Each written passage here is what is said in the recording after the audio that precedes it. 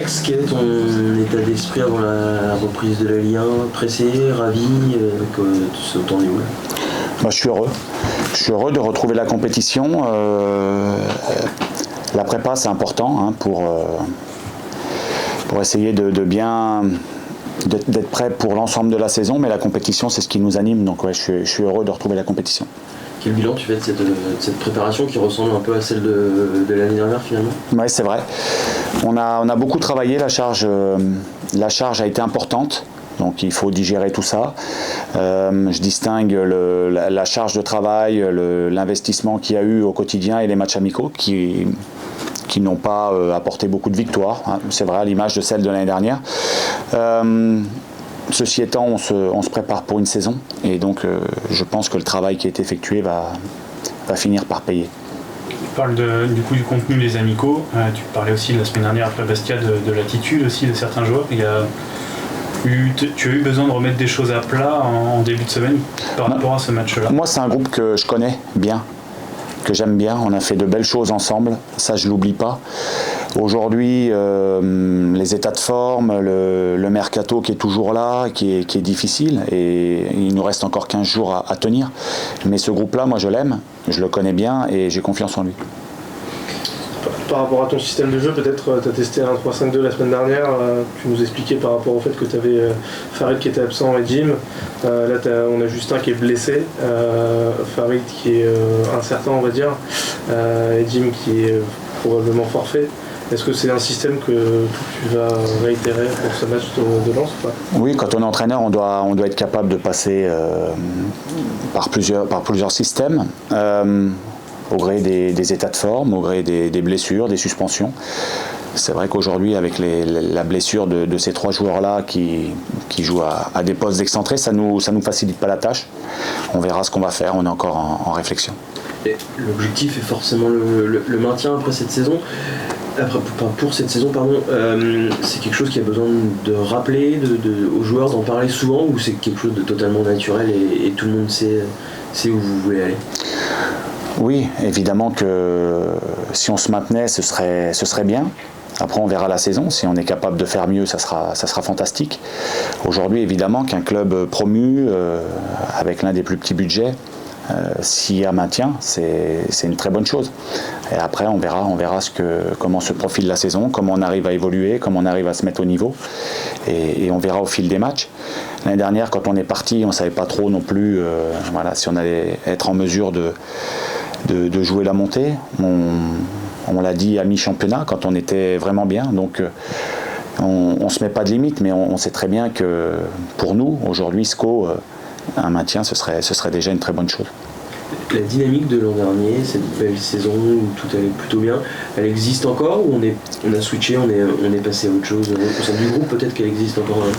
Oui, la dynamique, elle est un petit peu contrariée par rapport à tout ce que j'expliquais avant. C'est sûr que le mercato est compliqué, entre les arrivées un peu tardives pour certains, un ou deux pépins, des garçons ici qui s'interrogent encore par rapport à leur avenir. C'est sûr que ça ne facilite rien. Je pense que l'année dernière, à la même époque, c'était sensiblement la même chose. Donc c'est la compétition aussi qui va rendre son verdict. On commence par 3 gros matchs. Donc voilà, on sera tout de suite dans le vif du sujet. Est-ce que tu vas te servir aussi, Mina? Tu avais fini la dernière saison en Ligue 1 sur le banc. Est-ce que tu vas te servir de cette saison-là pour insuffler une sorte d'esprit de revanche aussi par rapport à ce groupe qui n'a pas fait une bonne saison en Ligue 1 à ce moment-là? Oui, mais le groupe, c'est pas le même. Donc revanche, moi je parle pas de revanche, je parle de plaisir. On s'est battu beaucoup l'année dernière pour gagner des matchs. On s'est battu beaucoup pour y arriver. On a eu des phases fantastiques, des phases plus difficiles. On a fini par un très bon cycle. Et moi j'ai envie de m'appuyer surtout là-dessus. Voilà, on est descendu pour tout un tas de raisons. Il y a un peu plus d'un an, on a réussi à remonter, ce qui est fantastique. Et évidemment, on se souvient de ce qui n'a pas été. On va se servir de ça pour essayer de ne pas renouveler les mêmes erreurs. Mais aujourd'hui, c'est un nouveau départ. Et pour moi, j'ai pas envie de parler de revanche, j'ai envie de parler d'un challenge excitant. Est-ce qu'il va falloir apprendre à jouer différemment en Ligue 1 par rapport à la Ligue 2? Ce que disait Pierre, l'année dernière vous aviez plus le ballon, cette année vous allez peut-être être contraint de l'avoir un peu moins. Est-ce qu'on se prépare déjà à ça, ou au contraire vous avez envie de vous appuyer sur ce qui a été fait l'an dernier pour essayer de le faire perdurer? Oui, on a forcément envie de s'appuyer sur ce qu'on a bien fait. Il ne faut pas qu'on se mette de limites avant que la compétition soit commencée. Évidemment, contre des grosses cylindrées avec des effectifs, des joueurs de qualité, il est évident que ça sera plus difficile qu'en Ligue 2. Mais voilà, nous on doit avoir nos idées, nos principes, essayer de faire de notre mieux. Et puis quand on n'aura pas le ballon, il faudra qu'on défende, il faudra qu'on soit patient, il faudra qu'on gère bien les ballons de récupération. Voilà, c'est une évidence. En Ligue 1, oui, il est possible qu'on ait moins le ballon qu'en Ligue 2, ça c'est une évidence. On doit y être préparé, et puis aussi ça sera mental. Voilà, il faudra être patient et puis défendre les uns pour les autres, être solidaire. Tu commences la saison avec un vrai gros test contre Lens. Tu juges ça bien d'être confronté directement à un club européen? À Lens, oui, c'est une grosse artillerie. Hein. On regarde l'effectif en présence, on regarde ce qu'ils ont fait dans les années précédentes. L'année dernière, c'était la Ligue des Champions. Donc c'est un très gros morceau qui arrive ce week-end pour nous. Voilà, je pense qu'on n'est pas favori, hein, bien évidemment. Donc à nous de jouer notre carte à fond pour ne pas avoir de regrets à la fin du match. Donc voilà, retrouver les belles vertus qu'on a eues l'année dernière, se battre les uns pour les autres et puis faire le meilleur résultat possible.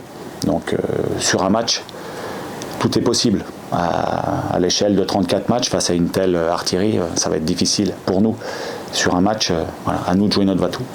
En termes de possession, Pierrick le disait, vous n'avez pas tout le temps avoir le ballon, mais il parlait aussi de ne pas vouloir tout le temps défendre. T'as pas envie de ça non plus, même face à des équipes supposées plus fortes, de passer son temps sans plaisir à défendre peut-être? Oui, c'est sûr, on l'a vu l'année dernière. Moi j'ai regardé énormément de matchs de Ligue 1 l'année dernière, parce que j'aime ça. Regarder des matchs, puis m'inspirer de ce qui se passe chez les meilleurs entraîneurs. On l'a vu l'année dernière, les équipes qui n'ont pas eu beaucoup le ballon ont eu du mal à exister. C'est souvent celles-ci qui sont descendues. Donc je pense qu'avoir le ballon, avoir des idées de jeu, c'est aussi important dans l'optique du maintien.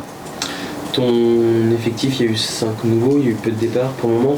Qu'est-ce que tu peux nous en dire? Est-ce que tu attends d'autres joueurs ou tu es content de ce que tu as pour l'instant? Alors moi, ce que je dois dire, c'est que je suis très content de mon groupe de l'année dernière, des garçons que j'aime. Après, c'est un groupe qui doit être bonifié, on le sait, pour exister en Ligue 1, il doit être bonifié. Tout le monde en a conscience. On a recruté 5 joueurs pour le moment, je suis très heureux de leur venue. On va essayer de les intégrer au mieux, ce sont des garçons de qualité qui vont finir par donner leur pleine mesure. Évidemment qu'aujourd'hui, on peut tâtonner un peu parce qu'ils apprennent de nouveaux principes.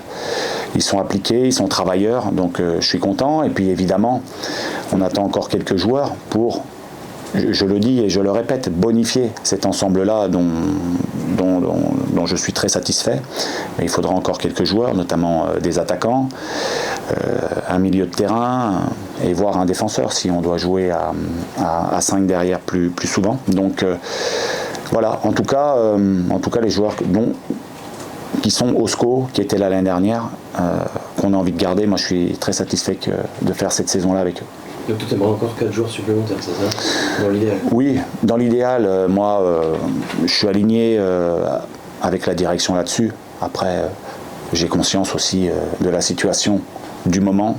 Pour tous les clubs français, je suis pas fou. Dans l'idéal, oui, je pense qu'on doit être renforcé encore un peu. Un milieu de terrain semble être trouvé apparemment. Les rumeurs circulent sur Aris Belkebla. C'est important pour toi de trouver vite à ce poste ou peu importe? Moi, je cherche à ce poste-là. Après, on verra si c'est lui ou un autre. On verra si c'est confirmé. En tout cas, si ça doit être lui, c'est un joueur que je connais et que j'aime bien. Pour l'instant, on n'en est pas là. Pour l'instant, on ne peut pas dire que ce sera un joueur du SCO. En tout cas, c'est vrai qu'on cherche à ce poste-là.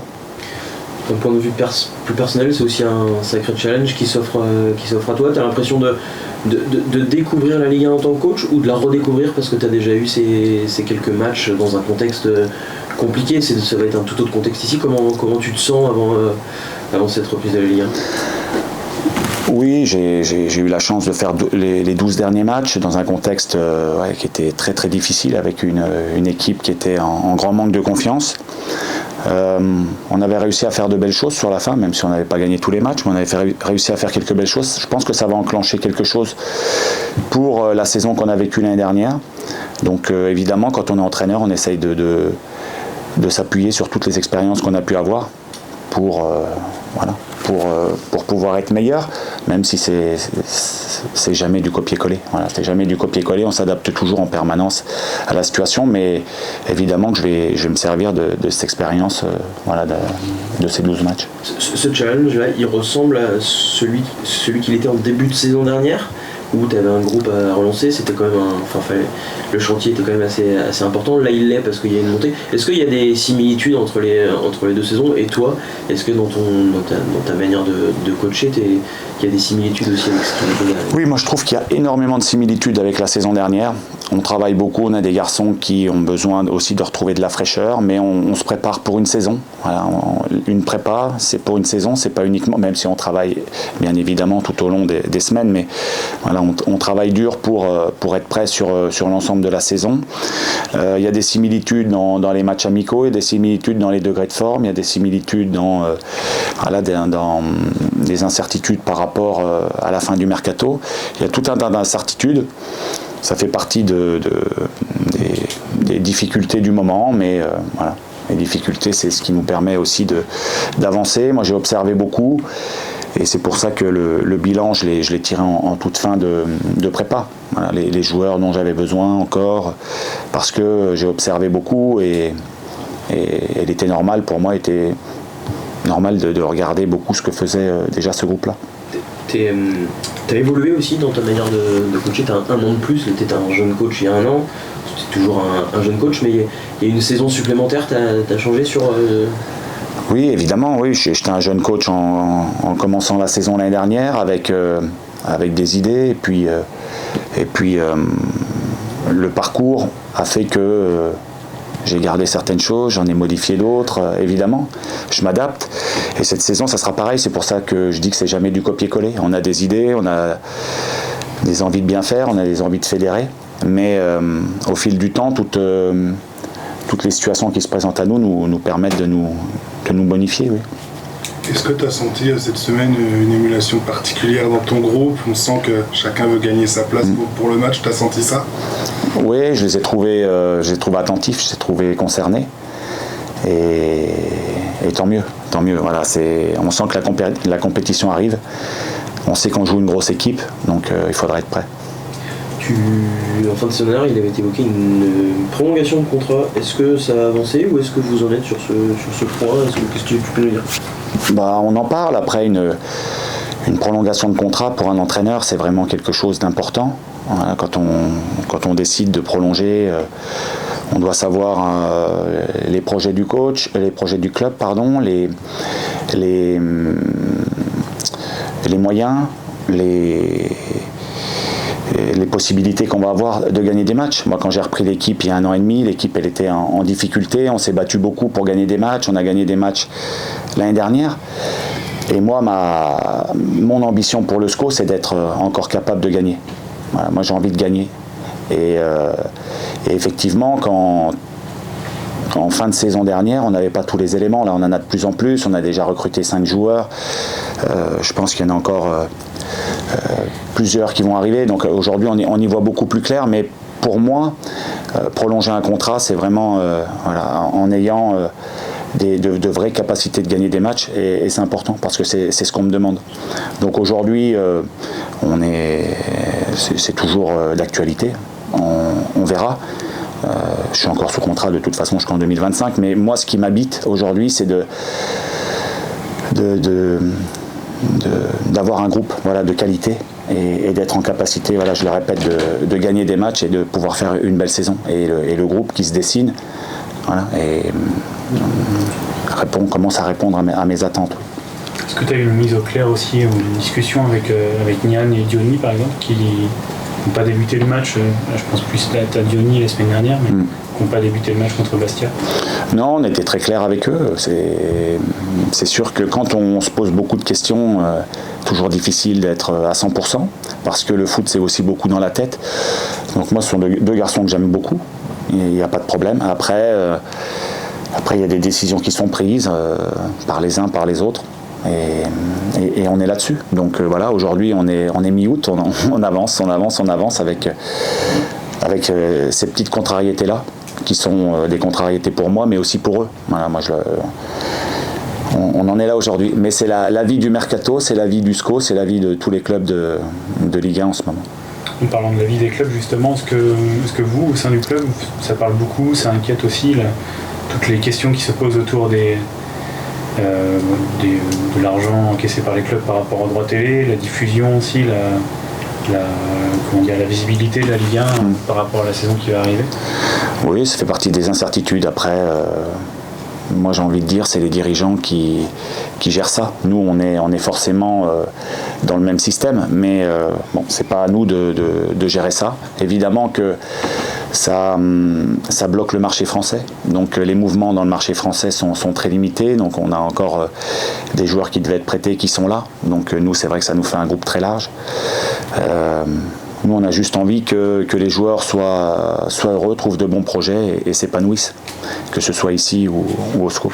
Et au rayon des départs, j'imagine que tu attends aussi plusieurs départs au sein de ce groupe pour le resserrer.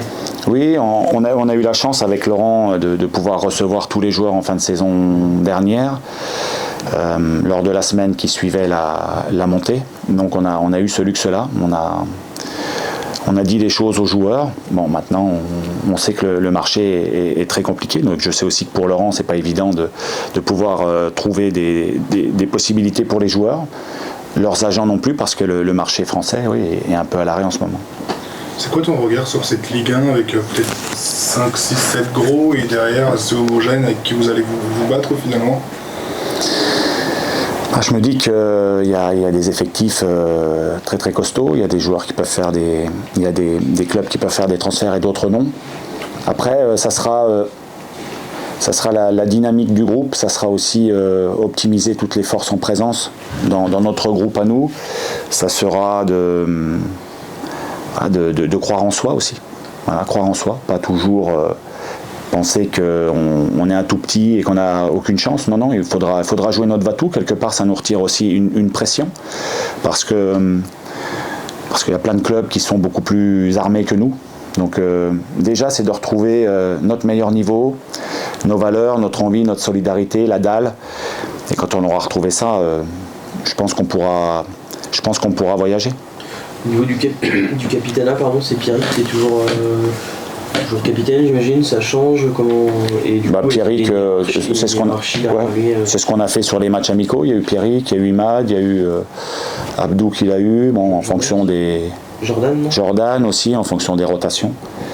Voilà. Et, donc c'est Pierrick qui reste numéro 1 avec plusieurs vice-capitaines. Voilà, c'est ce qu'on va faire et puis on verra en fonction de ce qui se passe sur les matchs dans la saison. Et le groupe pour ce week-end, tu as déjà des forfaits certains, des joueurs incertains? Oui, Jim Alevina. Qui est forfait? Oui. Kalumba. Oui. Parce qu'il s'est fait opérer, d'ailleurs on lui souhaite un prompt rétablissement. On est vraiment peiné pour lui parce que c'est une grosse blessure qu'il a eue, il a été opéré cette semaine, donc on a une grosse pensée pour lui. Puis on a Farid qui reprend et qui est tout proche du groupe, d'ailleurs je pense qu'il sera dans le groupe demain, donc on avance avec lui.